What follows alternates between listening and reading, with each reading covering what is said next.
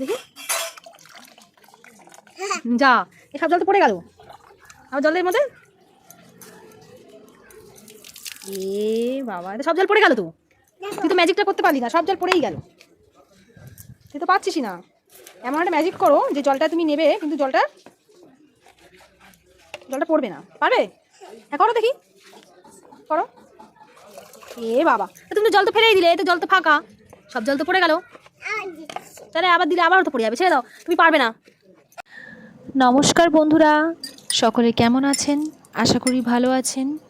গ্রীষ্মের দুপুরের এত গরমে কি ভিডিও করব যখন ভেবে পাচ্ছিলাম না, তখন হঠাৎই মিমি সোনা জল নিয়ে খেলা করছিল।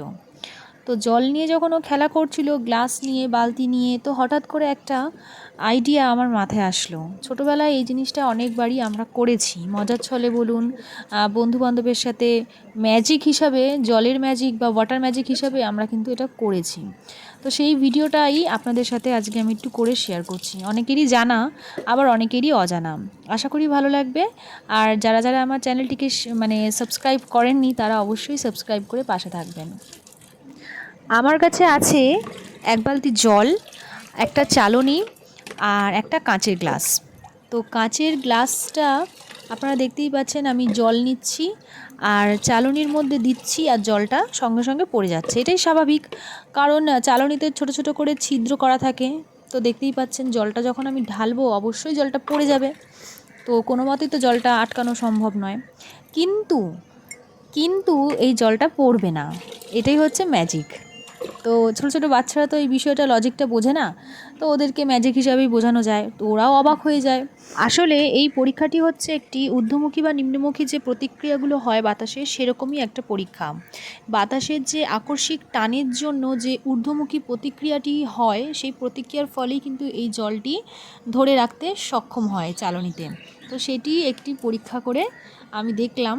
ছোটোবেলায় এটি করতাম। দেখুন, যত পরিমাণে আমি ঘোরাই না কেন, সরাই না কেন, চালনির মধ্যে জলটা কিন্তু আটকে গেছে।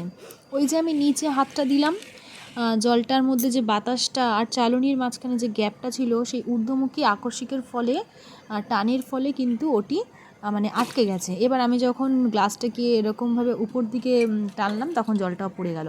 তো আরেকবার আমি করে দেখাচ্ছি। এরকমভাবে চালনির ওপর আমি হাত রাখলাম চেপে, বাতাসটা আটকে গেল। এবার চালনিতে যতই ছিদ্র করা থাক না কেন, জলটা পড়বেই না কিছুতে। তো দেখতে পাচ্ছেন কি সুন্দর একটা। তো বন্ধুরা, সবাই কিন্তু একটা করে লাইক অবশ্যই করে দেবে এই ভিডিওটির জন্য। এটি কিন্তু একটি শিক্ষণীয় ভিডিও। সকলে বাড়িতে একবার হলেও ট্রাই করে দেখবেন যে সত্য কি না। সকলে ট্রাই করে খুবই মজা পাবেন। আর ছোট বাচ্চারা থাকলে তারা কিন্তু অনেক কিছু শিখতে পারবে এই ভিডিও দেখে। বইতে পড়ার থেকে দেখে কিন্তু অনেক কিছু তাড়াতাড়ি শেখা যায়। তো কেমন লাগলো অবশ্যই কমেন্ট করে জানাবেন।